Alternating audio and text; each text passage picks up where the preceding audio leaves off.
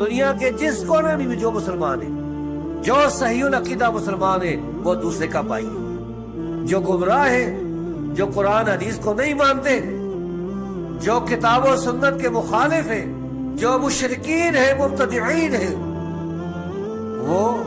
وہ بھائی نہیں ہے، وہ تو گمراہ ہے۔ گمراہ اس سے بغض رکھنا جو ہے وہ ایمان کی نشانی ہے۔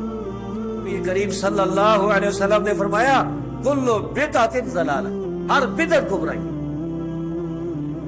بدعتی سے بغض رکھنا یہ ایمان کی نشانی ہے۔ ایک اور حدیث میں آتا ہے کہا صاحب بدعت فقد اعان علی ہدم الاسلام، جس نے کسی بدعتی کی عزت کی اس نے اسلام کو گرانے میں مدد کی۔ یہ روایت جس کو شیخ البانی ضعیف کہتے ہیں، لیکن میری تحقیق میں یہ روایت صحیح ہے۔ امام ابو بکر الآجری کی کتاب الشریعہ جو ہے اس میں صحیح سند کے ساتھ یہ روایت موجود ہے، اور عباس بن یوسف الشکلی وہ مقبول روایہ ہے، ان کی روایت قبول کی جاتی ہے، جیسا کہ حافظ ذہبی نے فرمایا ہے تاریخ الاسلام۔